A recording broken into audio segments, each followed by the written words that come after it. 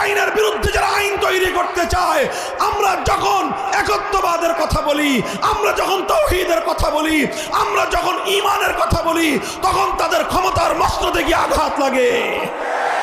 আর তারা তখন ক্ষমতার মসনদকে রক্ষা করবার জন্য আমাদের ঈমানকে ধ্বংস করতে চায়, আমাদের ঈমানের আওয়াজকে টুটি চেপে হত্যা করতে চায়। আমরা চিৎকার করে বলি, ঈমান জীবন থাকে কি থাকবে সেটা আমাদের চিন্তা করবার সময় নাই। ঈমানের কথা বলেছি, বলবো, বলতেই থাকবো ইনশাআল্লাহ। যদি আমি মরলে জান্নাতে যাওয়ার কনফার্মেশন থাকে আর তুমি মরলে জাহান্নামে যাওয়ার কনফার্মেশন থাকে, নতি তো তোমাকেই স্বীকার করতে হবে। আমি কেন নত হব? আমি কেন আমার কথা থেকে সরে দাঁড়াবো? তোমাকেই বাতিলপন্থী, তোমাকেই তোমার বক্তব্য পরিবর্তন করতে হবে। হকের কথা আগেও বদলায় নাই, আজও বদলাবে না, কিয়ামত পর্যন্ত অপরিবর্তিত থাকবে। যারা ইসলামকে সমাজ থেকে, রাষ্ট্র থেকে মাইনাস করতে চায়, আমাদের বক্তব্য তাদের পথে অন্তরায় হয়ে দাঁড়ায়।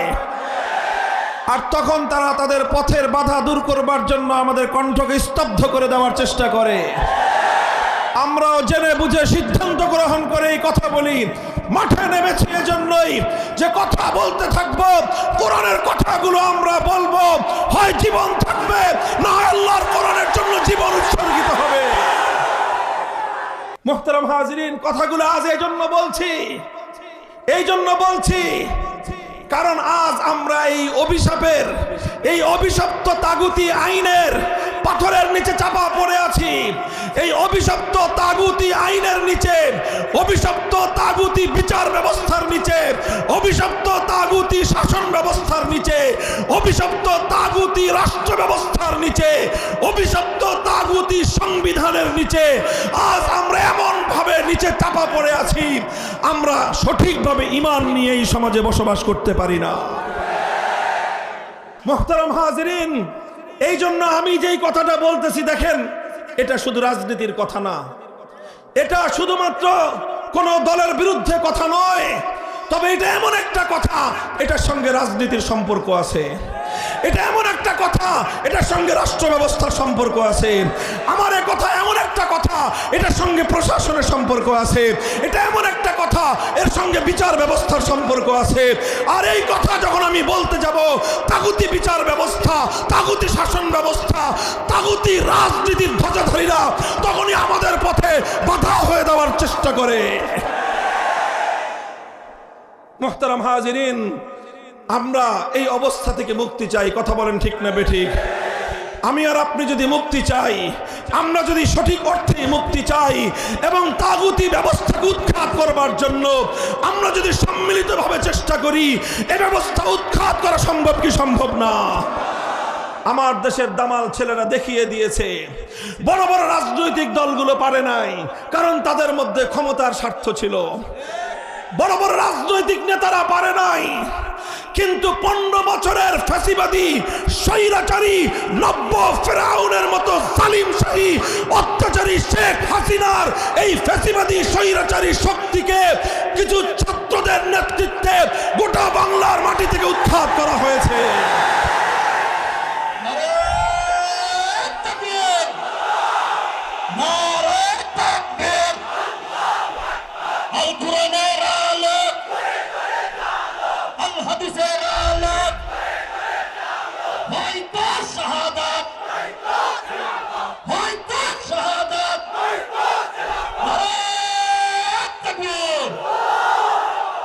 মুহতারাম হাজিরিন, এটা কিভাবে সম্ভব হয়েছে? যখন কিছু মানুষ সিদ্ধান্ত নিয়েছে প্রয়োজনে জীবন দিব আর অন্যায়ের সামনে মাথা নোয়াবো না। কিছু মানুষ সিদ্ধান্ত নিয়েছিল লড়াই করব আর ফ্যাসিবাদী শক্তির সামনে মাথা নত করব না। কিছু মানুষ সিদ্ধান্ত নিয়েছিল বুক পেতে দিলাম, গুলি কর, কিন্তু জালেমকে আর প্রশ্রয় দিব না। কিছু মানুষ সিদ্ধান্ত নিয়েছিল জীবন দিতে হলে জীবন দিব, শহীদ হতে হলে শহীদ হব। অল্প কয়েকটা ছাত্র দামাল ছেলেরা যখন জীবন দেওয়ার জন্য রাস্তায় নেমেছে, হয়তো 2000 দামাল যুবক যুবকের রক্তে আমার মাতৃভূমি রঞ্জিত হয়েছে, কিন্তু 15 বছরের স্বৈরাচারী ফ্যাসিবাদী সরকার বাংলার জমিন থেকে, বাংলার মানচিত্র থেকে উৎখাত হয়ে গেছে।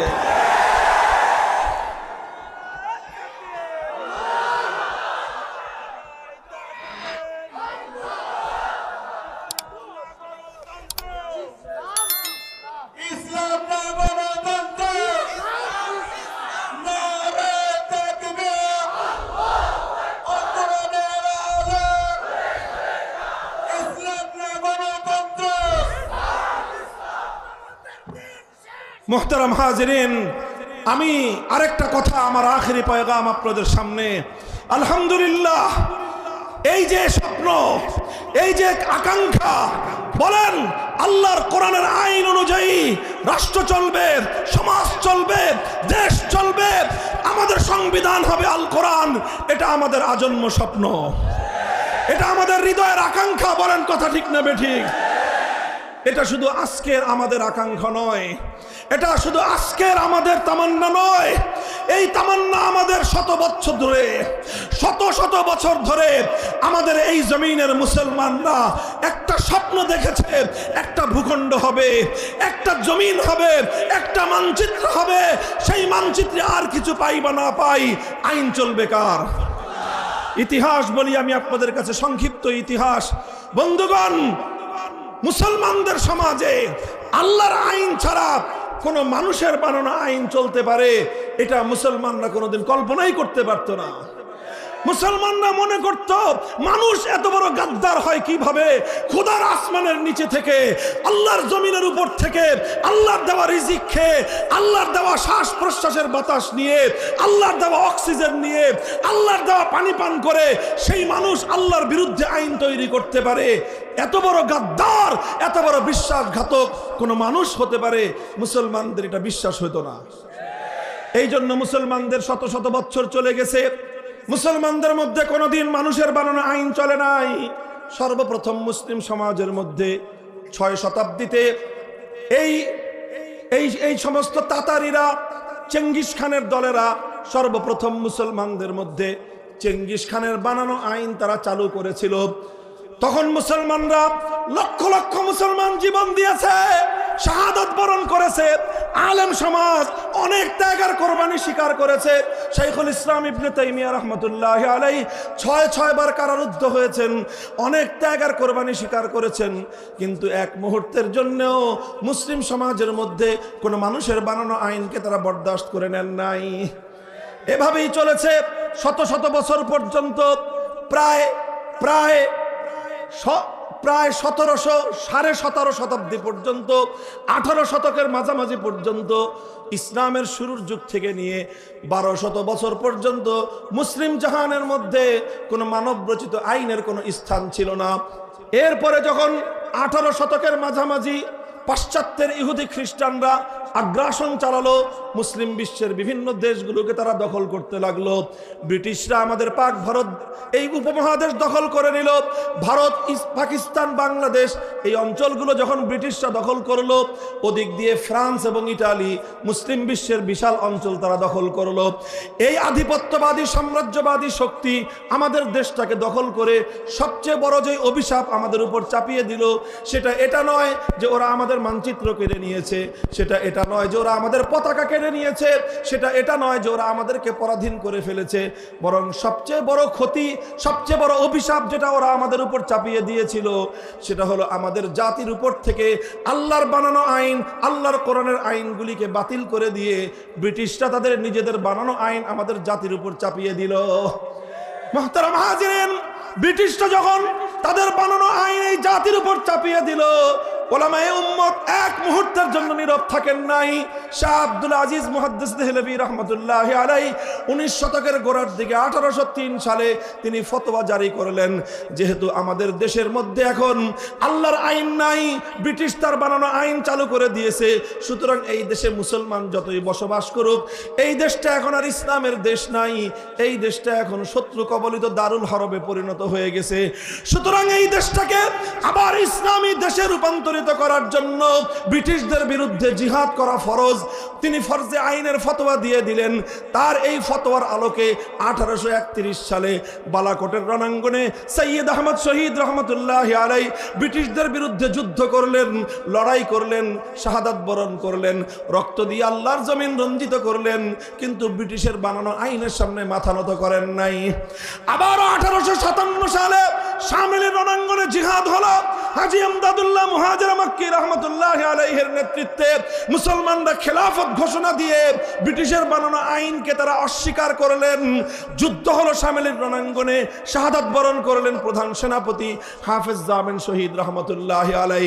হাজার হাজার আলেম ওলামা ফাঁসি কাষ্টে ঝুললেন, হাজার হাজার আলেম ওলামাদের পরিবার ইতিম হলো, বিধবা হলো, সন্তান হারা হলো, সব স্বীকার করলেন, ত্যাগ আর কোরবানি করলেন, জীবন দিলেন, রক্ত দিলেন, কিন্তু এক মুহূর্তের জন্য মানুষের বানানো আইনের সামনে তারা মাথা নত করেন নাই। এভাবে চলতে চলতে 1866 সালে দারুল উলুম দেওবন্দ প্রতিষ্ঠিত হলো।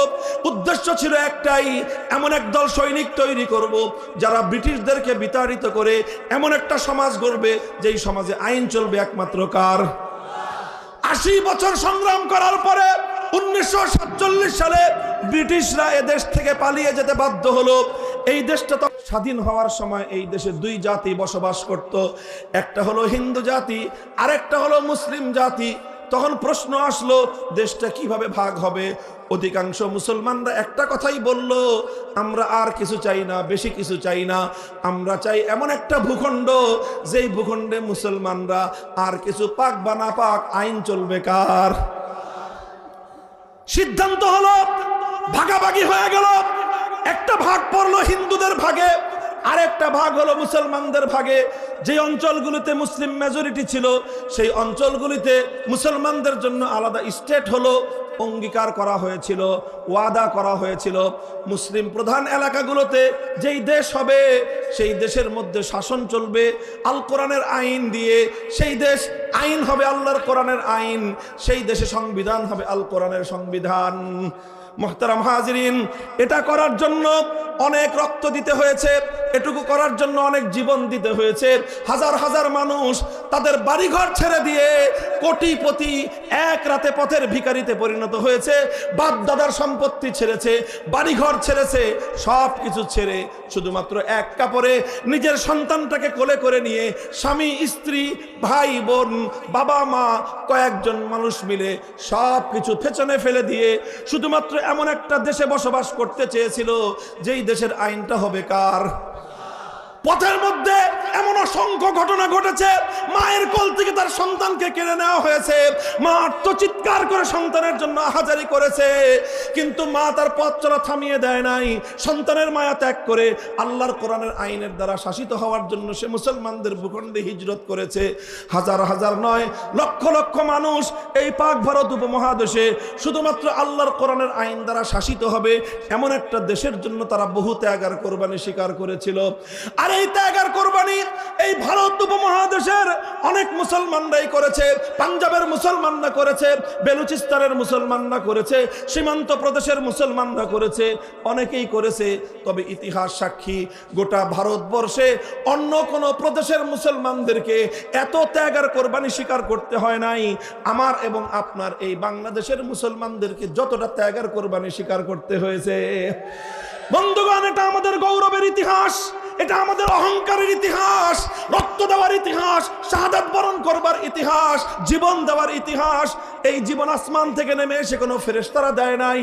এই জীবন, এই ত্যাগ আর কোরবানি বিদেশ থেকে কোনো ভাড়াটিয়া এনে দেওয়া হয় নাই। এই ত্যাগ আর কোরবানি স্বীকার করেছে আমার এবং আপনার পূর্বপুরুষরা। কারো দাদা, কারো বাবা, কারো পরদাদা, এই আমাদের পূর্বপুরুষরা সব ত্যাগ আর কোরবানি স্বীকার করেছিল। কোনো ক্ষমতার মসনদের জন্য নয়, হালুয়া রুটির জন্য নয়, শুধুমাত্র দুনিয়ার উন্নতির জন্য নয়, শুধুমাত্র একটা জিনিসের সন্ধানে, এমন একটা ভূখণ্ড পাবো যেই ভূখণ্ডে আইন চলবে একমাত্র কার? মুহতারাম হাজিরিন, এই বাংলার মুসলমানরা সিদ্ধান্ত নিয়ে বাড়ির কাছের কলকাতাকে লাথি মারলো, নিজেদের বাংলাদেশের চতুর্পার্শ্বের ভারতের সাথে সম্পর্ক ছিন্ন করলো, দিল্লিকে তালাক দিল, সব কিছু করে 2000 মাইলের দূরত্বের এই খান পাঠানদের সঙ্গে পশ্চিম পাকিস্তানিদের সঙ্গে একজোট হয়ে একটা রাষ্ট্র গঠন হলো। সেই রাষ্ট্রের নাম যাই হোক না কেন, সেই রাষ্ট্রের মূল ঘোষণা ছিল, মূল অঙ্গীকার ছিল, এমন একটা রাষ্ট্র হবে যেই রাষ্ট্রে আইন চলবে কার। কিন্তু দুঃখ এবং পরিত্রাণের বড় পরিতাপের বিষয়, সেই রাষ্ট্রটার নাম হলো পাকিস্তান। ক্ষমতা পেল পশ্চিম পাকিস্তানিরা। পশ্চিম পাকিস্তানিরা ক্ষমতা পাওয়ার পর গাদ্দারি শুরু করলো, বিশ্বাসঘাতকতা শুরু করলো, জাতির সঙ্গে গাদ্দারি করলো, মুসলমানদের সঙ্গে বিশ্বাসঘাতকতা করলো। কথা ছিল আল্লাহর কোরআন অনুযায়ী আইন চলবে, আল্লাহর কোরআন অনুযায়ী রাষ্ট্র চলবে। কিন্তু তারা ক্ষমতা পেয়ে ক্ষমতার হালুয়া রুটিতে মগ্ন হয়ে আল্লাহর কোরআনের আইন বাস্তবায়নের কথা তারা ভুলে গেল। আলেম ওলামা তাদেরকে বললেন যে কথা তো ছিল কোরআনের আইন কায়েম হবে। পশ্চিম পাকিস্তানি স্বৈর শাসকরা বলল, হুজুর রাষ্ট্রটা এখনো শিশু রাষ্ট্র। কি কয়? রাষ্ট্রটা এখনো শিশু রাষ্ট্র তো, আর ইসলামের আইন কানুন একটু শক্ত, ছোট বাচ্চা তো শক্ত খাবার খাইতে পারবে না, এই জন্য এটা এখন তরল দুধ খাওয়াইতে হবে। পশ্চিমা ইহুদি খ্রিস্টানদের দালালির দুধ খাওয়ায় হুজুর রাষ্ট্রটা একটু বড় হোক, একটু বড় হলে তখন শক্ত খাবার খাওয়ার উপযুক্ত হবে, তখন আমরা ইসলামী হুকুমত কায়েম করব। ঠিক আছে, হুজুররা বললেন আপনারা এই পশ্চিমা ইহুদি খ্রিস্টানদের দুধ খাওয়ায় আপনার রাষ্ট্র বড় করেন দেখি। 5 বছর পরে হুজুররা যা জিজ্ঞাসা করলো, রাষ্ট্র শিশু বড় হয়েছে? কয় না হুজুর, এখনো বড় হয়নি, আরো দিন লাগবে। 10 বছর পরে জিজ্ঞাসা করলো, রাষ্ট্র শিশু বড় হয়েছে? কয় না শিশু এখনো বড় হয়নি, আরো সময় লাগবে। 15 বছর পরে জিজ্ঞাসা করলো, শিশু বড় হয়েছে? না এখনো বড় হয়নি, আরো সময় লাগবে। 20 বছর পরে জিজ্ঞাসা করলো, এই বুইরা খাটাস শিশুটা বড় হবে কবে?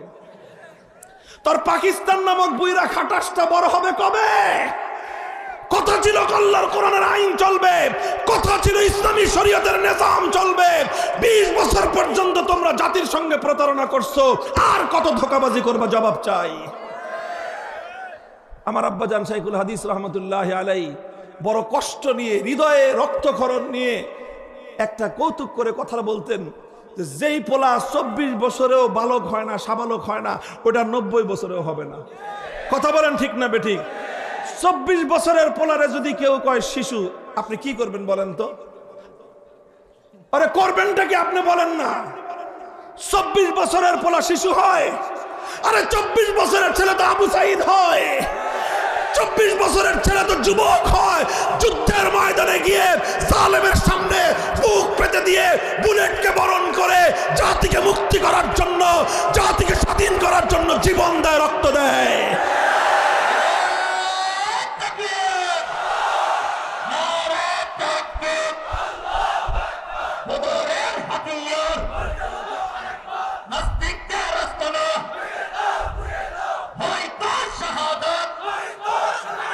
মুহতারাম হাজিরিন, কথা সময় সংক্ষেপ। এরপরে যেটা হলো, 24 বছরে ওই শিশু, ওই বুইরা খাটাস শিশু আর বড় হলো না। তখন আমরা সিদ্ধান্ত নিলাম যে যেই খাটাস বুইরা শিশু 24 বছরেও সাবালক হয় না, ওটা 90 বছরেও বা সাবালক হবে না। এইরকম অকর্মণ্য সন্তানের প্রয়োজন আমাদের নয়। পাকিস্তান ভেঙে টুকরো করে দাও, বাংলাদেশ স্বাধীন হবে। আওয়াজ উঠলো। সেই সময়ে বাংলাদেশের এই অঞ্চলের একজন নেতা, বিশাল জনপ্রিয় নেতা, তিনি ঘোষণা করলেন, তিনি তার জীবনের সবচেয়ে পুণ্যময়, সবচেয়ে বড় নেক কাজটা করলেন 1970 সালে। বললেন, আপনারা আমার দলকে আমার মার্কায় ভোট দেন। বললাম, ভোট দিলে কি করবেন আপনি? জাতি জিজ্ঞাসা করলো। তিনি জবাব দিলেন, আমাকে যদি আপনারা ভোট দেন, আমার দল যদি ক্ষমতায় যায়, আমরা কথা দিলাম কোরআন সুন্নাহর বিরুদ্ধে কোনো আইন আমরা করব না। জানেন সেই নেতার নাম কি? নাম শেখ মুজিবুর রহমান, সেই নেতার নাম। সেই দলের নাম আওয়ামী লীগ, সেই মার্কার নাম নৌকা। তারা ওয়াদা করেছিল, অঙ্গীকার করেছিল 1970 সালের আওয়ামী লীগের নির্বাচনী ইশতেহারের মধ্যে কথার ওয়াদা ছিল, পাশ করলে কোরআন সুন্নাহর বিরুদ্ধে কোনো আইন করবে না। জাতি আশ্বস্ত হলো, নৌকা মার্কায় সিল মারলো। এই পরিমাণ মারাই মারলো, বাক্স ভৈরা উপসায়া পড়লো। নিরঙ্কুশ সংখ্যাগরিষ্ঠতা পাইল পাকিস্তানে। সংখ্যাগরিষ্ঠতা পাওয়ার পর পশ্চিম পাকিস্তানিরা ক্ষমতা না দিয়ে ৭১-এর ২৫শে মার্চ ভয়াল কালো রাতে বাংলাদেশের মানুষের উপর তারা হত্যাযজ্ঞ পরিচালনা করলো। এর বিরুদ্ধে ২৬শে মার্চ কালুরঘাট বেতার কেন্দ্র থেকে বাংলাদেশের স্বাধীনতার ঘোষণার আওয়াজ উচ্চারিত হলো।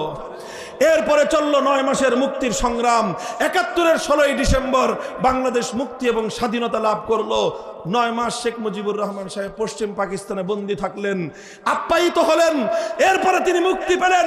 মুক্তি পেয়ে সোজা চলে গেলেন লন্ডনে। লন্ডন থেকে বাংলাদেশে না এসে তার বিমান ল্যান্ড করলো নয়াদিল্লিতে। এগুলো সব বানানো কথা মামুনুল হকের।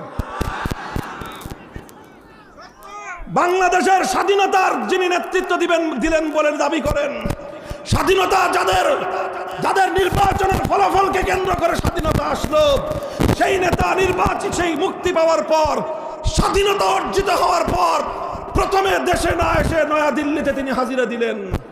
শ্রীমতী ইন্দিরা গান্ধী তৎকালীন ভারতের প্রধানমন্ত্রী, তিনি সেই নেতার বাম পকেটের মধ্যে একটা কাগজ ঢুকিয়ে দিলেন, বললেন লেখা দিছি এমনি চলবি। সেই লেখার মধ্যে, আরে ভাই এটা দুঃখের কথা, কলিজা দিয়ে রক্ত দিয়ে কথা, এগুলা বড় হৃদয় বিদারক কথা আমাদের। এগুলো কিভাবে আমার এবং আপনার বিজয়কে বারবার ছিনতাই করা হয়েছে, কিভাবে আমাদের পূর্বপুরুষদের রক্তের সঙ্গে গাদ্দারি করা হয়েছে, ইতিহাস জানবার অধিকার, বলবার অধিকার আমাদেরও আছে। তিনি একটা কাগজের মধ্যে প্রেসক্রিপশন লিখে দিলেন। সেই প্রেসক্রিপশন হলো ভারত রাষ্ট্রের যে সংবিধানের মূলনীতিগুলো, সেই ভারতের সংবিধানের মূলনীতির আলোকে বাংলাদেশের সংবিধান করতে হবে। এইভাবে ভারতের মূলনীতির আলোকে জাতীয়তাবাদ, ধর্মনিরপেক্ষতাবাদ, গণতন্ত্র, সমাজতন্ত্র, 4 মূলনীতি দিয়ে তিনি পাঠিয়ে দিলেন। আর শেখ মুজিবুর রহমান সাহেব এসে ৭২ সালে সেই ভারত মাতার চরণ তলে বাংলাদেশকে চিরস্থায়ী বলি দেওয়ার ব্যবস্থা করে তিনি ভারতের দালালির একটা সংবিধান তৈরি করলেন। বলতে কোনো দ্বিধা নাই, ইতস্তত নাই। এটা শুধু আজকে বলছি না, এই কথা আমি আজ 15 বছর 20 বছর ধরেই বলে যাচ্ছি। এরপরে যেই কথাটা হলো, যেই কাজ তিনি ৭০-এর নির্বাচনের সময় জাতির সঙ্গে অঙ্গীকার করেছিলেন, কোরআন সুন্নাহ বিরোধী কোনো আইন করবেন না, যার ভালো যেটা, ভালোটাকে ভালো বলতে হবে। কথা বলেন ঠিক না বেঠিক? তিনি ৭০ সালে, আমি বলেছি, জীবনের সবচেয়ে বড় পুণ্যের কাজ করেছিলেন, সবচেয়ে বড় নেকির কাজ তিনি করেছিলেন। ঘোষণা দিয়েছিলেন কোরআন সুন্নাহর বিরুদ্ধে কোনো আইন করবেন না। কিন্তু দুর্ভাগ্যজনকভাবে যেটা হলো, ৭২ সালে যেই সংবিধান রচিত হলো, সেই সংবিধানের মাধ্যমে কিছুদিন পরে আইন করে কোরআন সুন্নাহ বিরোধী আইন করবেন না তো দূরের কথা, বাংলাদেশে যেন কোরআন সুন্নাহর আইন বাস্তবায়িত হইতে না পারে, সেই জন্য তিনি আইন করে ইসলামী রাজনীতি নিষিদ্ধ করলেন। তিনি ইসলামী আইন বাস্তবায়ন হওয়ার সমস্ত রাস্তা বন্ধ করে দিলেন। তিনি ধর্মনিরপেক্ষতা নামক কুফরি মতবাদ সংবিধানে অন্তর্ভুক্ত করে দিয়ে বাংলাদেশকে তাগুতি শাসনের অধীনে চিরস্থায়ী বন্দোবস্ত করে গোটা জাতির সঙ্গে গাদ্দারি আর বিশ্বাসঘাতকতা করলেন। এটা রাজনৈতিক বিশ্লেষণ, ইসলামের দৃষ্টিতে বিশ্লেষণ।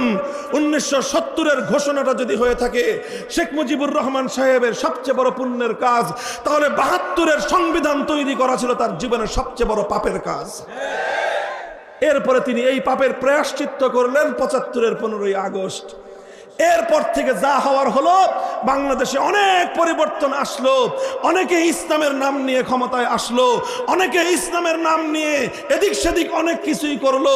সামান্য সামান্য কিছু করা হলো। কখনো আল্লাহর উপর অবিচল আস্থা এবং বিশ্বাস অন্তর্ভুক্ত হলো, কখনো বিসমিল্লাহির রহমানির রহিম দিয়ে সংবিধান শুরু হলো, কখনো রাষ্ট্রধর্ম ইসলাম হলো। কিন্তু একটা জিনিস আর হলো না, সেটা হলো আল্লাহর আইন অনুযায়ী দেশ চলবে, এই কাজ আর হলো না। যতটুকু হয়েছিল এক কদম আগাইছে এই 2008 সালে ক্ষমতায় এসে ফ্যাসিবাদী শেখ হাসিনা 2 কদম আবার পিছিয়ে গেছে। সংবিধান থেকে আল্লাহর উপর অবিচল আস্থা এবং বিশ্বাস মুছে ফেলে আবার সেই ভারত মাতার চরণ তলে বলি দেওয়ার দাসখত, এই শেকল পরা জিঞ্জির, এই গোলামির জিঞ্জিরের কথা, ধর্মনিরপেক্ষতা আবার পুনর্বহাল করে বাংলাদেশকে ভারতের করদ রাজ্যে পরিণত করেছে। আমার কথা শেষ। এখন আমি আপনাদের কাছে দুইটা আহ্বান জানাবো। এক নম্বর আহ্বান, এতদিন তো আমরাই শুধু চিৎকার করতাম ভারতের বিরুদ্ধে, আমরা আলেমারাই বলতাম ভারতের আধিপত্য আমরা মানি না, ভারতের আধিপত্য মানি না বলেই 1905 সালে আমরা ভঙ্গ করে কলকাতার এই শৃঙ্খলা আমরা ভেঙেছিলাম। ভারতের আধিপত্য মানব না বলেই 1947 সালে দিল্লিকে আমরা তালাক দিয়েছিলাম। কিন্তু এরপরে ছলে বলে কৌশলে আমাদেরকে তারা শৃঙ্খলে আবদ্ধ করে বাংলাদেশের 18 কোটি শাহজালালের সন্তানদেরকে তারা দাবায় রাখবার চেষ্টা করতেছে। আমরা প্রতিবাদ করতাম, অন্যরা করতো না। এখন তো মাশাআল্লাহ অন্তর্বর্তীকালীন সরকার সহ সব রাজনৈতিক দল একই কথা বলে। আমাদের এই ত্রিপুরার, আমাদের যে আগরতলার আজকে হাই কমিশনার, সেই উপ হাই কমিশনে হামলা চালায়, বাংলাদেশের লাল সবুজের পতাকা তারা পুড়িয়ে দিয়ে বাংলাদেশকে তাদের অঙ্গরাজ্যে পরিণত করবার পায় তারা করেছে। গোটা বাংলাদেশ সকল রাজনৈতিক দল, সমস্ত ধর্মাবলম্বী, হিন্দু, বৌদ্ধ, খ্রিস্টান, মুসলমান সব ঐক্যবদ্ধ হয়েছে যে ভারতীয় আধিপত্যবাদ থেকে বাংলাদেশকে মুক্ত রাখতে হবে। কথা বলেন ঠিক না বেঠিক? আমার এই ক্ষেত্রে কথা হলো এই, ডক্টর ইউনূস সাহেব, প্রফেসর ইউনূস সাহেব, সমস্ত রাজনৈতিক দলেরা আপনারা ভালো কথা বলতেছেন, কিন্তু মনে রাখেন 20 বৃক্ষের গোড়ায় পানি ঢেলে ডাল ছাটলে এই গাছ কোনোদিন শেষ হবে না। কথা বলেন ঠিক না বেঠিক? 20 বৃক্ষকে যদি মারতে হয়, ধ্বংস করতে হয়, শেকড় শুদ্ধ উপরে ফেলতে হবে। বাংলাদেশে ভারতের আধিপত্যবাদের শেকড় হলো আমার সংবিধানের ধর্মনিরপেক্ষ মতবাদ। আমি চ্যালেঞ্জ করে বলবো 1971-এর মুক্তিযুদ্ধের সময়ে, মুক্তিযুদ্ধের আগ পর্যন্ত বাংলাদেশে কোন আওয়ামী লীগের নেতা, কোন নেত্রী, বাংলাদেশের কোন রাজনৈতিক নেতা কোনোদিনও বাংলাদেশে ধর্মনিরপেক্ষতার কথা বলে নাই। এটা 72 সালে ভারত থেকে আমদানি করা হয়েছে। যতক্ষণ পর্যন্ত ভারতের আমদানিকৃত এই পচা মাল বাংলাদেশ থেকে আবার ভারতে পাচার না করা হবে, ততদিন বাংলাদেশ ভারতীয় আধিপত্যবাদ থেকে মুক্তি পাবে না। এজন্য এবার একটাই আওয়াজ, বাংলার সংবিধান থেকে ধর্মনিরপেক্ষতা নামক কুফরি মতবাদ বাংলাদেশ থেকে পাচার করে দিল্লিতে পাঠিয়ে দাও, দিল্লিতে পাঠিয়ে দাও।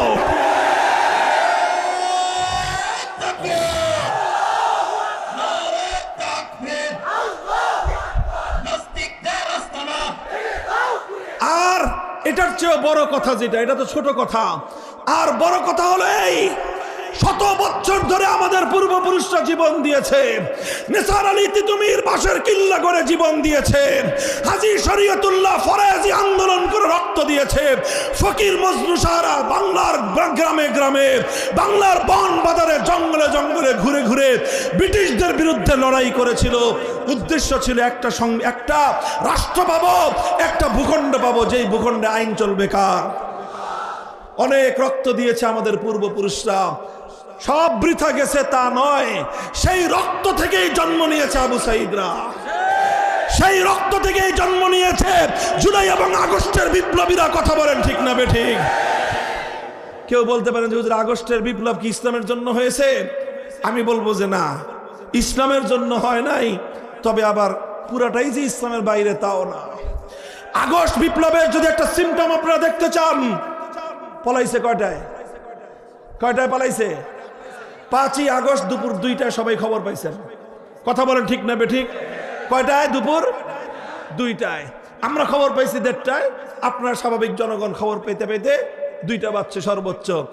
এরপরে 2টার পর থেকে 3টা পর্যন্ত 5ই আগস্ট 2024 সাল দুপুর 2টো থেকে কয়টা? 1 ঘন্টার বাংলাদেশ। একটু চিন্তা করেন তো, গোটা বাংলাদেশ টেকনাফ থেকে তেতুলিয়া কোন নেতাকে নেতৃত্ব দিতে হয় নাই, কোন আলেমকে চিৎকার করে ডাক দিতে হয় নাই। গোটা বাংলাদেশের টেকনাফ থেকে তেতুলিয়া ভাস্কর্য নামক মুসলিম জনপদের একটা মূর্তিও আস্ত নয়, ভেঙ্গে গুড়িয়ে দেওয়া হয়েছে।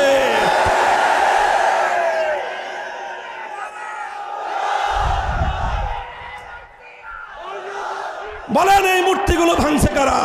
বিপ্লবীরা। বলেন কারা ভাঙছে? বলেন 5ই আগস্ট গোটা বাংলাদেশকে মূর্তি মুক্ত করেছে কারা? বিপ্লবীরা। এটার অর্থ এটা না যে হিন্দুদের মূর্তির বিরুদ্ধে আমাদের কোনো কথা আছে না। আপনাদের মূর্তি হিন্দু ধর্মাবলম্বীদের মন্দিরে, তাদের বাড়ি ঘরে তারা মূর্তি রাখবে, সেটা তাদের ধর্মীয় বিষয়।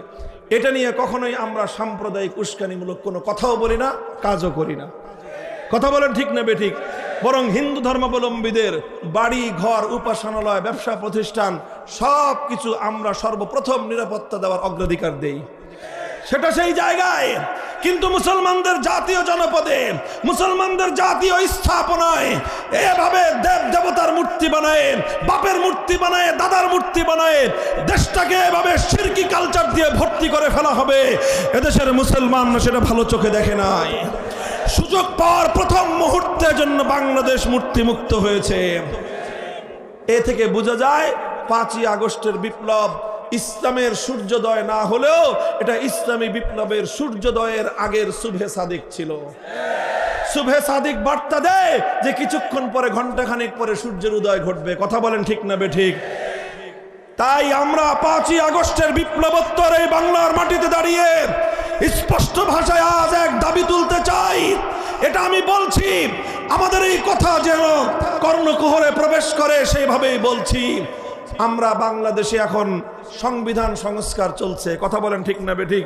সংবিধান সংস্কার কমিশনকে 15ই জানুয়ারি পর্যন্ত সময় বৃদ্ধি করে দেওয়া হয়েছে। যত সংস্কার করেন, একটা সংস্কার যেন থাকে, সেটা হলো সংবিধানের যে কোনো একটা জায়গায় থাকবে এদেশে কোরআন সুন্নাহ বিরোধী কোনো আইন, কোনো নীতিমালা, কোনো বিধিমালা চলতে পারে না। একমত? এই কথার সঙ্গে আপনি একমত? শাহজালালের বাংলাদেশে 90% মুসলমানের এই বাংলাদেশে ইসলামী শরিয়া বিরোধী, কোরআন সুন্নাহ বিরোধী কোনো আইন কার্যকর হতে পারে না। কথা বলেন ঠিক না বেঠিক? হাত নামান। আমরা এই কথা শান্তিপ্রিয়ভাবে বলতেছি। কথা বলেন ঠিক না বেঠিক? এই কথাটা আমি খুব উত্তেজিতভাবে বলছি না ঠান্ডা মাথায় কইছি? ঠান্ডা মাথায় বললাম, ঠান্ডাভাবে বুঝেন। সবাইকে বলতেছি, রাষ্ট্রকেও বলতেছি, ভালোয় ভালোয় এই কাজটা করে দেন। কথা বলেন ঠিক না বেঠিক? এটা ইসলাম এবং মুসলমানদের শত বছরের আকাঙ্ক্ষা, শত বছরের দাবি, শত বছরের হৃদয়ের তামান্না। কথা বলেন ঠিক না বেঠিক? প্রশ্ন হলো, এইভাবে যদি স্বাভাবিকভাবে সোজা আঙ্গুলে যদি ঘি না উঠে, বলেন সোজা আঙ্গুলে যদি ঘি না উঠে কি করবেন? এভাবে যদি কানে পানি না ঢুকে কি করবেন? পরিষ্কার কথা বলতে চাই, আপনারা প্রত্যেক পাড়ায় পাড়ায়, মহল্লায় মহল্লায় আপনারা প্রস্তুতি গ্রহণ করুন। গোটা বাংলাদেশকে ইসলামী বিপ্লবের দুর্গ হিসেবে গড়ে তুলুন। যদি এভাবে আমাদের আওয়াজ, আমাদের দাবি, হৃদয়ের মনিকটার কথাগুলো যদি তাদের কর্ণকুহরে প্রবেশ না করে, তাহলে আমরা অনবিদ্রব, আমরা অতি সত্বর এমন একটা আওয়াজ দেব, এমন একটা ডাক দেব, সেই ডাকে 2000 নয় 2 লক্ষ তাজা প্রাণ যদি দিতে হয় আল্লাহর জমিনে, আল্লাহর কোরআনের শাসন বাস্তবায়নের জন্য, ইসলামী বিপ্লবের জন্য, শহীদি ঈদগাহে কারা কারা জমায়েত হবেন? কারা কারা জমায়েত হবেন?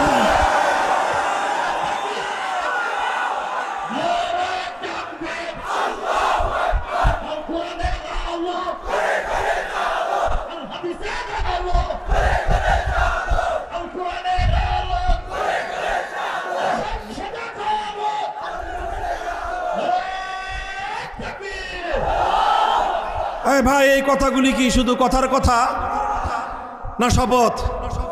বলেন শপথ, অঙ্গীকার। কার সাথে? বলেন কার সাথে? আল্লাহ এই অঙ্গীকার দেখছেন? কি বিশ্বাস আপনাদের? আল্লাহ দেখছেন কি দেখেন নাই? শুনছেন কি শুনেন নাই? অঙ্গীকার রক্ষা করবেন কি করবেন না, এটা আমার আপনার যার যার খোদার সাথে সে বুঝবেন ইনশাল্লাহ। কথা বলেন ঠিক না বেঠিক? ইনশাল্লাহ আগামীর বাংলাদেশ হবে ইসলামের বাংলাদেশ। কথা বলেন ঠিক না বেঠিক? এর পরবর্তী বিপ্লব হবে ইসলামের বিপ্লব। আল্লাহ পাক রব্বুল আলামিন কবুল করেন। সমাজ এবং রাষ্ট্র ব্যবস্থায় ইসলাম বিরোধী যেই তৎপরতা পরিচালিত হয়, সেই সমাজ এবং রাষ্ট্র ব্যবস্থায় ইসলাম বিরোধী সকল অপতৎপরতার তীব্র ভাষায় আমি প্রতিবাদ করি। আরো অনেক বিষয় আছে ইসলামের, অনেক বিষয় আছে ইসলামের, অন্যান্য বিষয়ে কথা বলার মতো আমার চেয়ে আরো অনেক দক্ষ যোগ্য লোক আলহামদুলিল্লাহ পর্যাপ্ত আছে। বলবেন যে তাহলে এই বিষয়ে কি আপনার চেয়ে দক্ষ আছে না, যোগ্য আছে না? আছে, তবে সবাই বলতে চায় না। আমার চেয়ে অনেক যোগ্য লোক আছে, তবে কে খামাখা ঝামেলা কান্দে নেয়? বুঝেন নাই কথা? তো সমাজ এবং রাষ্ট্র ব্যবস্থা ইসলাম বিরোধী যেই অপতৎপরতা, ইসলাম বিরোধী যেই ধারা, ইসলামের বিরুদ্ধে যে কার্যকলাপ, এটার বিরুদ্ধে সিদ্ধান্ত নিয়েই আমি কথা বলি। প্রথম কথা হলো এটা। দ্বিতীয় কথা হলো আমি এটা জানি, এটা আমাদের বুঝ আছে যে এই কথা বলতে গেলে ঝামেলা হবে। এটা নির্বিঘ্ন কথা না। এই জাতীয় কথা বলতে গেলে সমাজে যারা সমাজ এবং রাষ্ট্রকে, রাজনীতিকে যারা নিয়ন্ত্রণ করতে চায় তাদের আতে ঘা লাগে, তাদের স্বার্থে আঘাত লাগে। একটা কথা আমরা বিশ্বাস করি, এটা আমাদের ঈমান, যে কারো জীবন, কারো কোনো স্বার্থ, কারো কোনো সম্পদ, কারো জীবন বা জীবনের সময় যদি আল্লাহর জন্য ব্যয়িত হয় সেটাই সফল কাম। মানুষ যারা জন্ম নিয়েছে প্রত্যেকের জন্যই মৃত্যু অবধারিত, মৃত্যুর সময়ও নির্ধারিত। সবচেয়ে সুন্দর এবং উত্তম মৃত্যু তো ওই মৃত্যু যে মানুষের মৃত্যু আসে আল্লাহর পথে চলতে গিয়ে, আল্লাহর দ্বীনের কথা বলতে গিয়ে, আল্লাহর দ্বীনকে দুনিয়াতে জিন্দা করতে গিয়ে। কাজেই ঈমানের জায়গাটা যদি মজবুত থাকে তাহলে ইনশাআল্লাহ হকের পথ থেকে বিচ্যুত করবার কোনো শক্তি পৃথিবীতে নাই। আপনারা সাথে আছেন তো ইনশাআল্লাহ? ভাই কথা তো একটাই, এখানে আমাদের জীবনের দর্শনটা খুব পরিষ্কার।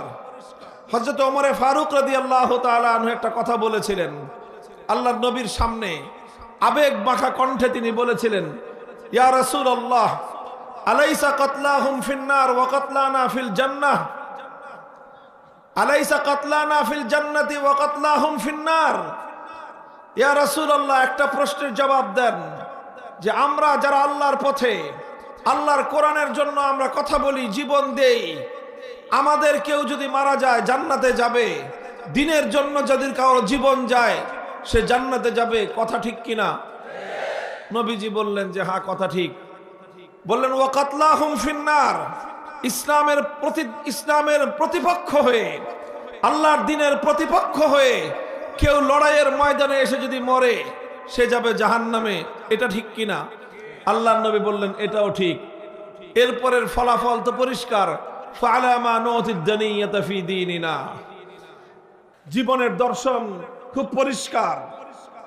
যদি আল্লাহর জন্য, আল্লাহর দ্বীনের জন্য আল্লাহ পাক যদি আপনার জীবনকে কবুল করেন, আপনার সম্পদকে কবুল করেন, আল্লাহ যদি আপনার জন্য কিছু কষ্ট ক্লেশকে আল্লাহ আপনার জন্য ফয়সালা করে থাকেন, সেটা আপনার জন্য আমার জন্য দুর্ভাগ্য নয়, বরং সেটাই হলো আমাদের জীবনের চরম পাওয়া, পরম পাওয়ার চরম সফলতা। আল্লাহ পাক বুঝবার তৌফিক দান করেন। মুহতারাম হাজিরিন, তো আমি বললাম যে আমি সাধারণত এই বিষয়ে কথা বলি। সমাজ এবং রাষ্ট্রের ব্যবস্থায় ইসলাম বিরোধী যেই তৎপরতা চলে এবং ইসলাম বিরোধী যেই কার্যকলাপগুলো রয়েছে সেগুলোর সংশোধন করার জন্য চেষ্টা করি। আমাদের স্বপ্ন,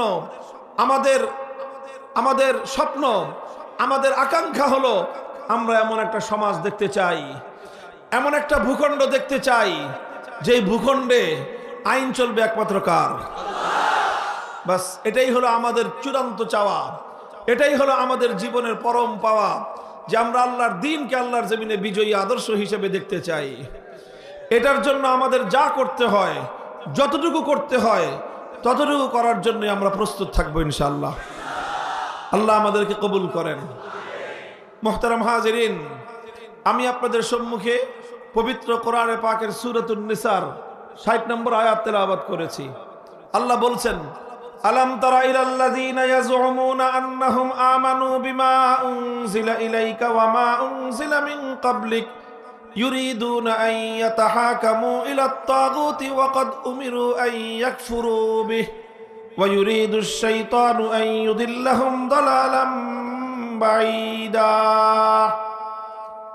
আল্লাহ রাব্বুল আলামিন বড় বিস্ময় নিয়ে, আশ্চর্য রকম একটা ভাব নিয়ে আল্লাহ প্রশ্ন রেখেছেন যে তোমরা কি দেখেছো, লক্ষ্য করেছো যে কিছু মানুষ এমন আছে যারা দাবি করে তারা নাকি ঈমানদার। তারা কি দাবি করে? তারা নিজেদেরকে ঈমানদার বলে কি করে? ইয়াজুমুন।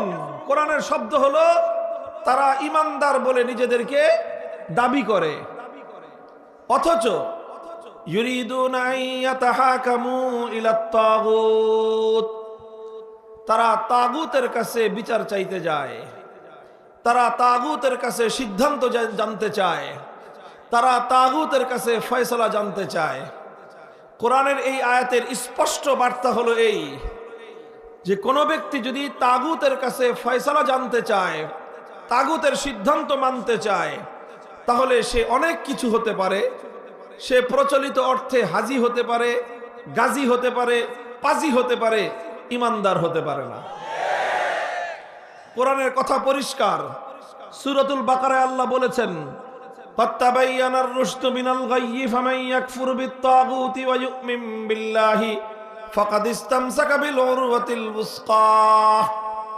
আল্লাহ বলেছেন তাবায়ানার রুশদু মিনাল গায়য়ি, কোনটা হেদায়েতের পথ, কোনটা সত্যের পথ, আর কোনটা ধ্বংসের পথ পরিষ্কার দিবালোকের ন্যায়। ফামান ইয়াকফুর বিত-তাগুত ওয়া ইউমিন বিল্লাহ, যে ব্যক্তি তাগুতকে অস্বীকার করে আল্লাহর উপর ঈমান আনবে, একমাত্র সেই সরল সঠিক পথে অবিচল অটল থাকতে পারবে। আল্লাহ পাক এই আয়াতের মধ্যে আল্লাহর উপর ঈমানের আগে বলেছেন তাগুতকে অস্বীকার করতে হবে। কাকে অস্বীকার করতে হবে? তাগুতকে অস্বীকার করতে হবে। অন্যত্র আল্লাহ বলেছেন আল্লাযীনা আমানু ইউকাতিলুনা ফী সাবিলিল্লাহ ওয়াল্লাযীনা কাফারু ইউকাতিলুনা ফী সাবিলিত তাগুত। যারা ঈমানদার তারা আল্লাহর পথে লড়াই করে, যারা বেঈমান তারা তাগুতের পথে লড়াই করে। ফাকাতিলু আউলিয়া আশ-শাইতান, সুতরাং হে ঈমানদারেরা, তোমরা শয়তানের অনুসারী তথা তাগুতের অনুসারীদের বিরুদ্ধে তোমরা তোমাদের প্রাণপণ লড়াই চালিয়ে যাও। দেখেন, সব জায়গায় আল্লাহ পাক একটা জিনিসকে চরমভাবে পরিহার করতে বলছেন, সেই জিনিসটা হলো তাগুত। সেই জিনিসটা কি? আপনারা কি আমার কথা বুঝতেছেন? তাগুতকে কি করতে হবে? পরিহার করতে হবে। শুধু পরিহার নয়, তাগুতকে অস্বীকার করতে হবে। আপনারা হয়তো এতক্ষণে অনেকে কিছুটা বিরক্তি বোধ করতেছেন, তাগুত তাগুত বলতেছেন, তাগুতটা কি? এটা তো আগে পরিচয় দিয়ে নিবেন নাকি? আমি ইচ্ছা করে এটা করতেছি, আপনাদের মধ্যে যেন বিরক্তিটা আসে। এই জন্য তাগুতটা কি জিনিস সেটা যেন বুঝার জন্য আপনাদের মধ্যে পরিপূর্ণ ইন্টেনশন তৈরি হয়, পরিপূর্ণ সেটার দিকে মনোযোগ যেন নিবদ্ধ হয়, সেজন্য আমি বারবার কোরআনের বিভিন্ন জায়গা থেকে এই তাগুত শব্দটাকে আমি রিপিট করতেছি, পুনরাবৃত্তি করতেছি, যেন বারবার আমাদের কানে তাগুত তাগুত তাগুত এই শব্দটা যেন আমাদের কর্ণকুহরে প্রবেশ করতে করতে শব্দটা যেন মুখস্থ হয়ে যায়। এই জন্য, কারণ আমরা তো অন্য সব কিছু খুব ভালো করে মনে রাখি। ভালো তারকা, ফুটবল খেলোয়াড়, ক্রিকেট খেলোয়াড়, অন্যান্য সিনেমার নায়ক নায়িকা, রাজনৈতিক নেতা খেতা, সবার কথাই সবকিছু আমরা মনে রাখি, কিন্তু আল্লাহর কোরআনের টার্মগুলো, কোরআনের পাকের শব্দগুলো আমাদের মনে থাকে না খুব একটা বেশি। কি শব্দ বললাম আমি এতক্ষণ? কি বললাম? মুখস্থ হয়েছে? এবার শুনেন তাহলে আসলে তাগুত জিনিসটা কি। কোরআনে পাকের মধ্যে অনেক জায়গায় যেহেতু এই শব্দটা প্রয়োগ হয়েছে, ব্যবহার হয়েছে, এই জন্য যারা কোরআন নিয়ে ব্যাখ্যা করেছেন, তাফসীর করেছেন, কাদিমান ওয়া হাদিসান, সর্বযুগের মুফাসসিরিন কেরামগণ তাগুত শব্দের ডেফিনিশন এবং তার সংজ্ঞা এবং পরিচয় দিয়েছেন। এই সব পরিচয় এবং সংজ্ঞাকে যদি একত্রিত করি তাহলে সার সংক্ষেপ আমি আমার নিজের ভাষায় আপনাদেরকে যেভাবে বুঝাতে পারি সেটা হলো, তাগুত বুঝতে হলে আগে আরেকটা শব্দ বুঝেন, সেই শব্দটা হলো গায়রুল্লাহ। কি শব্দ বললাম? গায়রুল্লাহ চিনেন? আপনারা গায়রুল্লাহ চিনেন? আমি গায়রুল্লাহ চেনাচ্ছি আপনাদেরকে। এক এবং অদ্বিতীয় একমাত্র কে? জোরে বলেন, এক এবং অদ্বিতীয় একমাত্র কে? ওয়াহদাহু লা শারীকা লাহু একমাত্র কে? এক আল্লাহ ছাড়া বাকি পৃথিবীতে যা কিছু আছে সব হলো গায়রুল্লাহ। আসমান কি? গায়রুল্লাহ। জমিন কি? ফেরেশতা কি? মানুষ কি? রাজা বাদশাহ উজির নাজির মন্ত্রী এমপি সব কি? এমনকি নবী ওলি যত বলেন পীর বুজুর্গ সব হলো গায়রুল্লাহ। এক এবং অদ্বিতীয় হলেন একমাত্র আমার আল্লাহ। কথা পরিষ্কার? এক হলেন আল্লাহ, আল্লাহ ছাড়া যা আছে সব কি? গায়রুল্লাহ। তো কোন গায়রুল্লাহকে যদি কেউ আল্লাহর জন্য নির্ধারিত যে আসন সেই আসনে বসায়, আল্লাহর জন্য নির্ধারিত যেই বৈশিষ্ট্য সেই বৈশিষ্ট্য যদি কোনো গায়রুল্লাহকে কেউ দেয় তাহলে সেই গায়রুল্লাহকেই বলা হয় তাগুত। কথা বোঝা গেল? আল্লাহর জন্য একটা আসন আছে, আল্লাহর একটা নিজস্ব ভিন্ন মর্যাদা আছে। আল্লাহর সেই মর্যাদার মধ্যে যদি কোনো গায়রুল্লাহকে এনে শরীক করা হয় তখন সেই গায়রুল্লাহকে বলা হয় তাগুত। এবার আপনারা তাগুত বুঝতে পারলেন? তাগুতকে আমি সুনির্দিষ্ট দৃষ্টান্ত দিয়ে আপনাদের সামনে আরো পরিষ্কার করছি। যেমন ধরেন, মহাবিশ্বের মধ্যে, এই কুল কায়নাতের মধ্যে ইবাদতের উপযুক্ত একমাত্র কে? ইবাদতের উপযুক্ত একমাত্র কে? আল্লাহ। এখন কেউ যদি যেই ইবাদতের উপযুক্ত একমাত্র আল্লাহ, আল্লাহকে ছাড়া অন্য কাউকে যদি কেউ মাবুদ বানায়, অর্থাৎ অন্য কারো জন্য যদি কেউ ইবাদত করে, তাহলে যার ইবাদত করলো আল্লাহ ছাড়া সেই গায়রুল্লাহকে এসে ইবাদতের মধ্যে আল্লাহর স্থানে স্থান দিল। কথা বলেন ঠিক না বেঠিক? তাহলে ইবাদতের উপযুক্ত একমাত্র কে? এখন আল্লাহকে বাদ দিয়ে অন্য কোন গায়রুল্লাহর জন্য যদি কেউ ইবাদত করে তাহলে যেই গায়রুল্লাহর ইবাদত করা হলো সেই গায়রুল্লাহকেই বলা হবে তাগুত। সে যুগের মানুষ লাত, মানাত, উজ্জা, হুবাল এই সকল দেবদেবীর পূজা করত, অথচ ইবাদত করবে একমাত্র কার জন্য? আল্লাহকে বাদ দিয়ে যখন লাতকে পূজা করা হলো তখন লাত হয়ে গেল তাগুত। আল্লাহকে বাদ দিয়ে যখন মানাত, উজ্জা, হুবাল এই সকল দেবতাগুলোর কেউ পূজা করলো তখন এই সকল দেবতাগুলোর পরিচয় হলো এরা তাগুত। বর্তমান যুগের মানুষ লাত, মানাত, উজ্জা, হুবালের পূজা করে না। এখনকার মানুষ পূজা করে কেউ দুর্গার, কখনো সরস্বতীর, কখনো কালী, নাম না জানা জানা নানা মূর্তি দেবতা দেবদেবতার পূজা করে। কথা বলেন ঠিক না বেঠিক? তো যখন এক আল্লাহর পূজা না করে, এক আল্লাহর ইবাদত না করে দুর্গার পূজা করা হলো তখন দুর্গাকে বলা হবে তাগুত। আল্লাহকে বাদ দিয়ে যখন কালীর পূজা করা হলো তখন কালী দেবীকে বলা হবে তাগুত। আল্লাহকে বাদ দিয়ে যখন সরস্বতীর পূজা করা হবে তখন সরস্বতী দেবীকে বলা হবে তাগুত। অর্থাৎ আল্লাহর জায়গায় যাকেই বসানো হবে, আল্লাহর জায়গায় যেই বসবে তাকেই বলা হবে তাগুত। তাহলে ইবাদতের একমাত্র উপযুক্ত কে? এটাকেই বলা হয় তাওহীদ। এটাকে কি বলা হয়? তাওহীদ। এটাই একত্ববাদ। এটাই হলো ঈমানের সবচেয়ে গুরুত্বপূর্ণ পয়েন্ট। এটাকে বলা হয় তাওহীদ ফিল ইবাদাহ।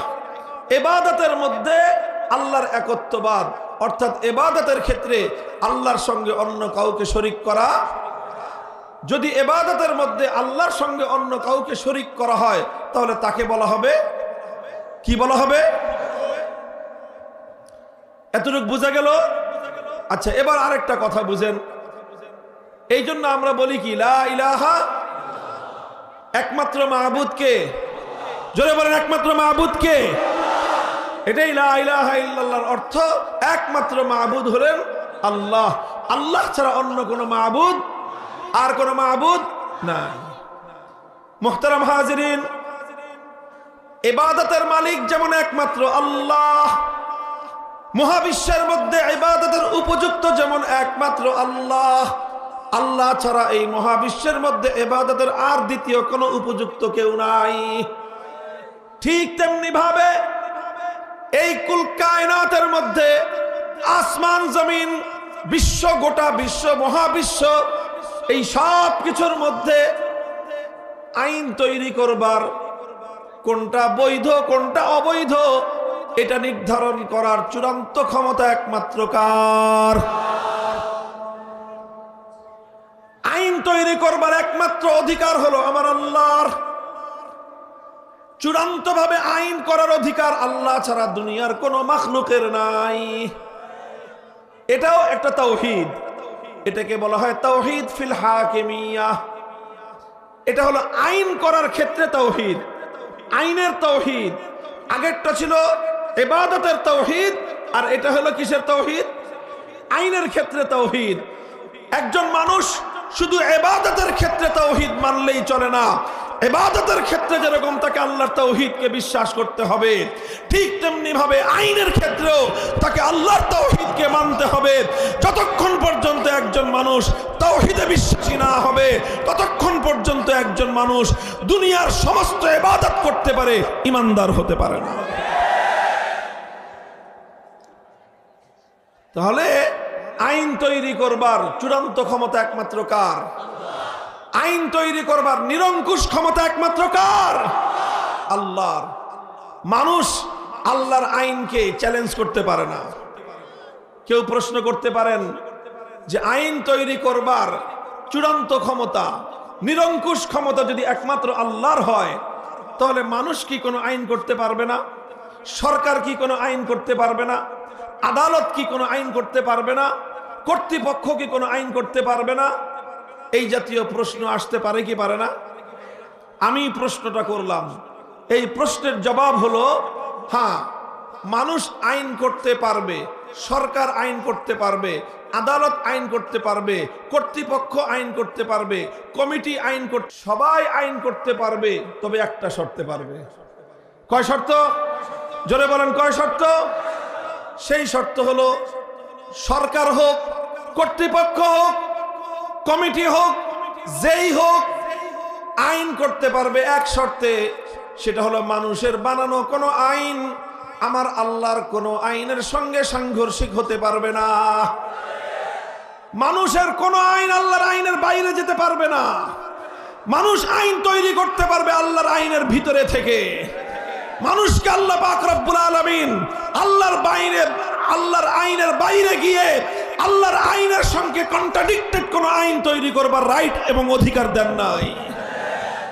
কোন মানুষ, যত বড় রাষ্ট্র হোক, যত বড় সরকার হোক, যত বড় ক্ষমতাধর ব্যক্তি হোক, যত বেশি ব্যক্তি হোক, এমনকি সারা দুনিয়ার 700 কোটি মানুষ একত্রিত যদি হয়ে যায়, 700 কোটি মানুষ একযোগেও আমার আল্লাহর একটা আইনের 1 কোটি ভাগের 1 ভাগ পরিবর্তন করবার অধিকার রাখে না।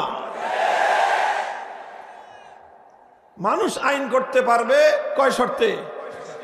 শর্ত হলো আল্লাহর আইনের বিরুদ্ধে যেতে পারবে না। মুহতারাম হাজিরিন, কোন মানুষ যদি আল্লাহর আইনের বাইরে গিয়ে কোনো আইন তৈরি করে, কোন মানুষ যদি আল্লাহর আইনের বিরুদ্ধে কোনো আইন তৈরি করে, তাহলে সেই মানুষটাকেই বলা হবে তাগুত। কারণ আইন তৈরি করবার চূড়ান্ত ক্ষমতা কার? সে যখন আল্লাহর আইনের বিরুদ্ধে আইন করলো, তার মানে সে আল্লাহর আইনের চূড়ান্ত ক্ষমতা সে মানল না, বরং সে আল্লাহর সঙ্গে লড়াই বাঁধিয়ে দিল। সে আল্লাহর সঙ্গে প্রতিদ্বন্দ্বিতা তৈরি করে সে নিজেকে খোদা বলে দাবি করলো। আল্লাহর আইনের বিরুদ্ধে যে আইন করবে তাকেই বলা হবে তাগুত। আল্লাহর আইনের বিরুদ্ধে যদি কোনো রাজা বাদশা আইন তৈরি করে, সেই রাজা বাদশাকে বলা হবে তাগুত। আল্লাহর আইনের বিরুদ্ধে যদি কোন রাষ্ট্রপতি আইন তৈরি করে সেই রাষ্ট্রপতিকে বলা হবে তাগুত। আল্লাহর আইনের বিরুদ্ধে যদি কোনো প্রধানমন্ত্রী আইন জারি করে সেই প্রধানমন্ত্রীকে বলা হবে তাগুত। আল্লাহর আইনের বিরুদ্ধে যদি কোনো মন্ত্রী পরিষদ কোনো আইন অনুমোদন দেয় সেই মন্ত্রী পরিষদকে বলা হবে তাগুত।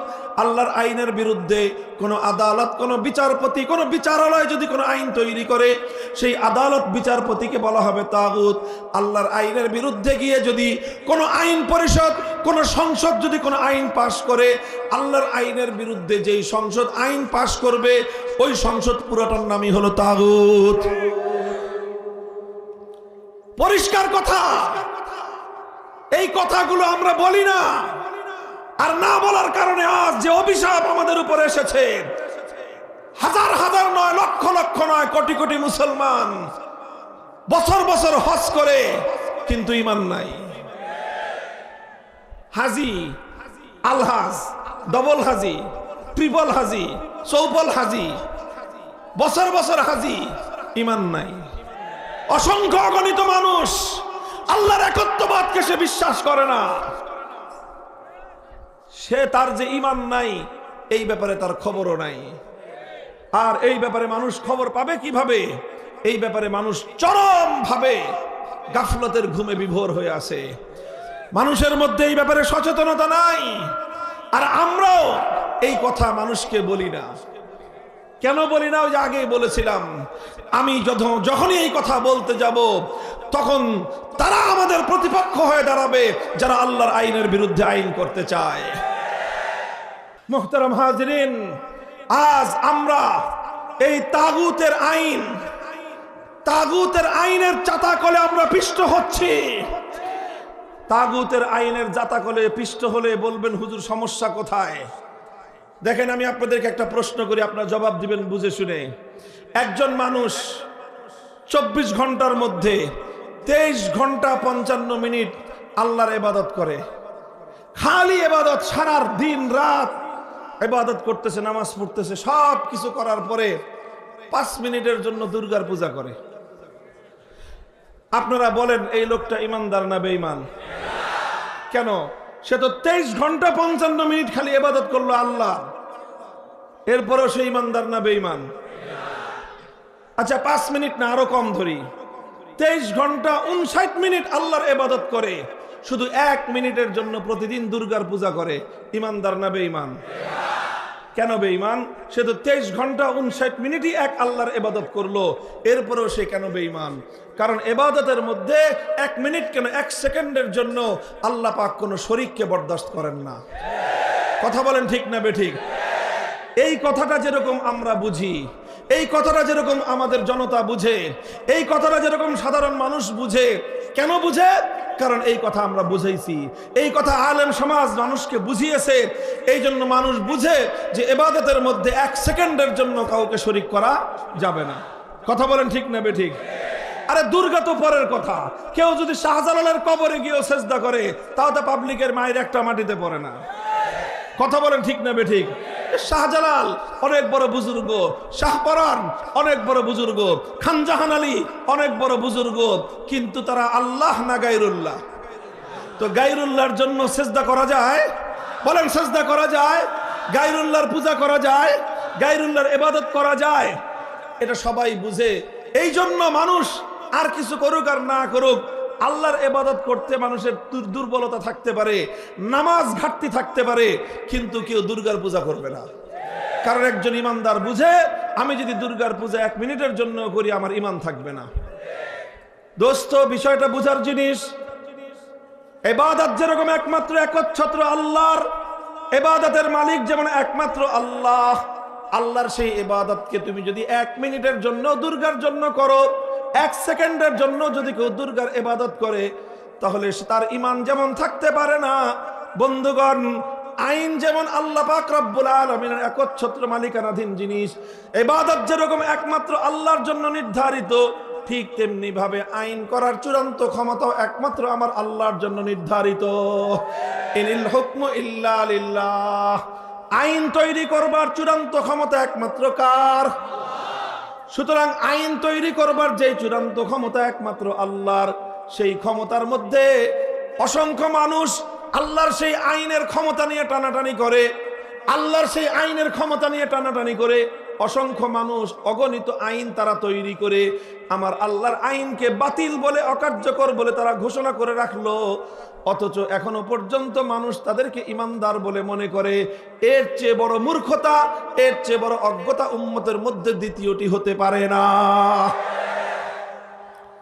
বন্ধুগণ শুনেন, দুর্গার পূজা করা হলে দুর্গাকে বলা হয় তাগুত, তাই না?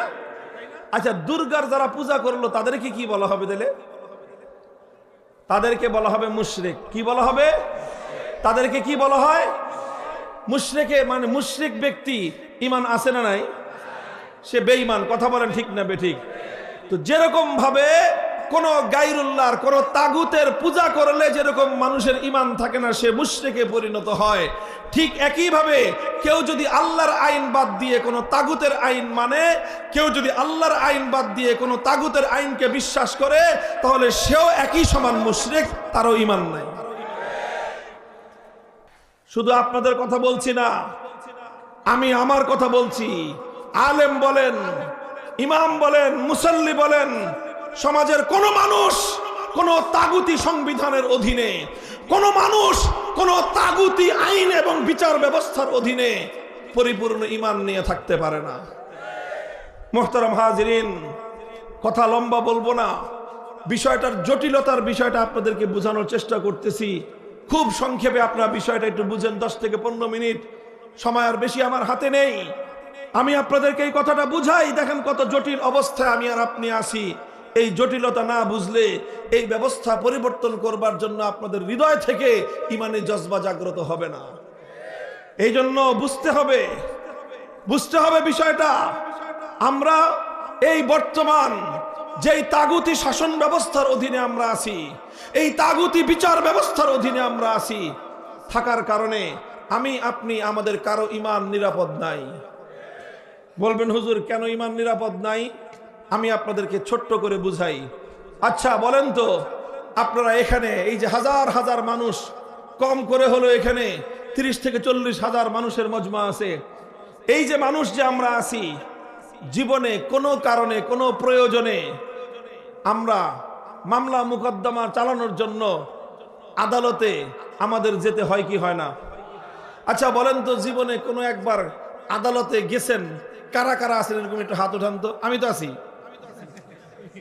মামলা আমার নামে 150, 50টার উপরে মামলা। এই যে দেখেন কত মানুষ জীবনের বিভিন্ন সময়ে আদালতে গেছে, হাত নামান। কম করে হলো 20 থেকে 25% মানুষ হবে আদালতে গেছেন। কথা বলেন ঠিক না বেঠিক? বিভিন্ন কারণে যেতে হয়। আপনার বাড়ির সম্পদ চুরি হয়েছে, আপনি এই চুরির সম্পদ উদ্ধার করতে হলে দেশের প্রচলিত নিয়ম অনুযায়ী আপনার উপায় কি? মামলা করতে হবে। কথা বলেন ঠিক না বেঠিক? আপনার বাড়িতে ডাকাতি হয়েছে, বাঁচতে হলে দেশের প্রচলিত সিস্টেম অনুযায়ী কি করতে হবে? মামলা করতে হবে। আপনার ভাই খুন হয়েছে, আপনার আপনজনকে কেউ হত্যা করেছে, এখন আপনার ভাইয়ের এই হত্যাকাণ্ডের বিচার চাইতে হলে আপনার উপায় কি বলেন তো? কি করতে হবে?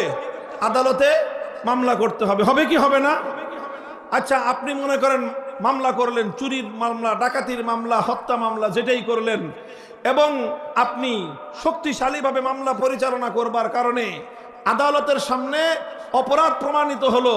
অপরাধ যখন প্রমাণিত হবে তখন দোষী সাব্যস্ত যে হবে তার বিচার করবে কি করবে না? আদালত করবে।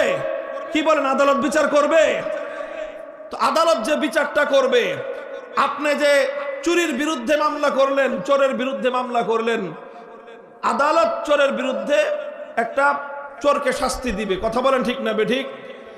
চোরের শাস্তির জন্য আল্লাহর কোরআনে কোনো বিধান আছে না নাই? আছে।